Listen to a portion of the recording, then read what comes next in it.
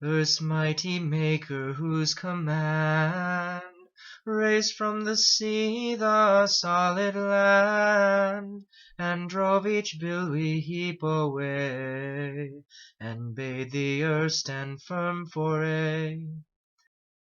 It's Father Vogel again, on vacation in incognito, on the road traveling across South Dakota, and I'm doing some commentary on the Pope's Encyclical on the environment, Laudato Si. And I finished chapter 2, beautiful chapter, just absolutely beautiful. It's really the theology chapter, theology of creation, a biblical theology. So Pope Francis goes through, starting way back in the Old Testament, he goes through a kind of theology of creation and its implications on how we treat the world around us. It really is quite beautiful, and I'm sure I can't do it justice just in this short commentary here. So I'm sure I'll be drawing things from it at other times. Just a couple of things that I want to point out. The Pope prefers to call it the world creation rather than just nature, because creation has this kind of relationship aspect to it. Relationship of the whole of the world, not just within itself, but also to God. That's incredibly important, that we always recall our relationship with God and the relationship of all things to God. Because if we lose sight of our place compared to God, then we're going to go off into all sorts of directions. And I think the Pope really sees one of the fundamental things behind the problems that we have is that when we view ourselves above everything else, so really this kind of self-centeredness that we can have, self-serving.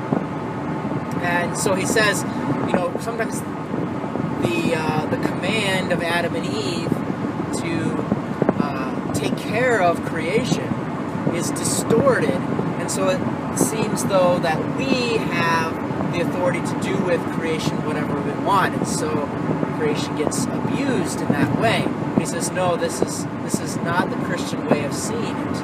We're stewards of all that God has given us. Of course, at the same time, he also says it's not good when, in a sense, someone sees us as bad and as almost a parasite in the world.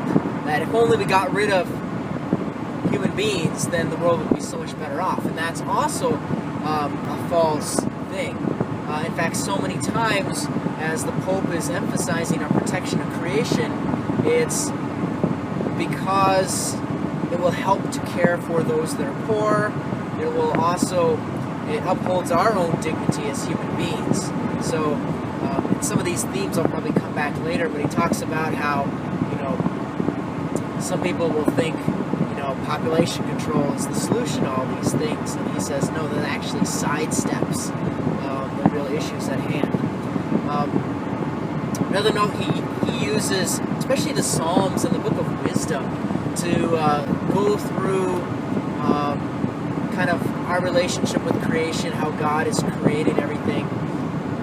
The Psalms especially describing how the universe shows forth God's glory.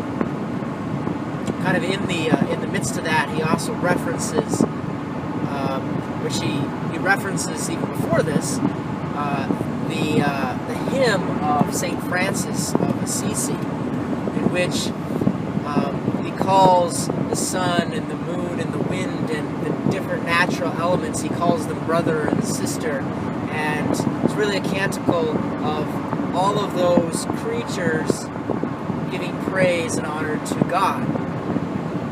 So really, ultimately, if we've heard it, we might think, oh, see, look how much about nature he is. Well, actually, it's about nature giving honor and praise to God. So really, ultimately, it's more God-centered than anything. But all of creation is God-centered. very interesting part that he brings up is, or he uses, is the idea of the Sabbath. So the Sabbath rest, as well as the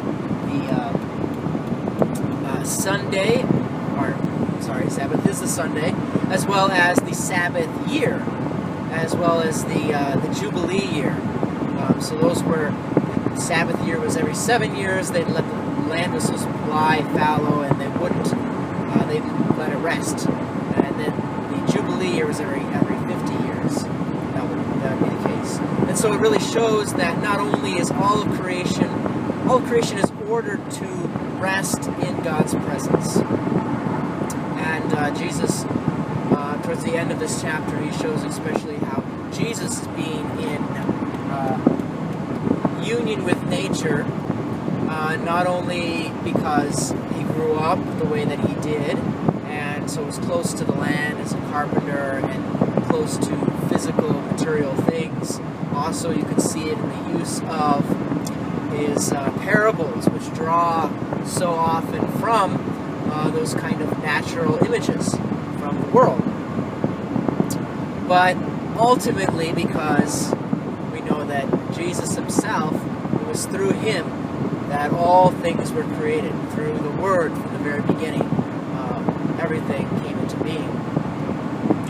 So that's just a little bit. There's lots more that I can't recall right now, or we'll get to at another time, another commentary. That sow with flowers of golden hue, the seeds of each it might renew, and fruit trees bearing fruit might yield, and pleasant pasture of the field.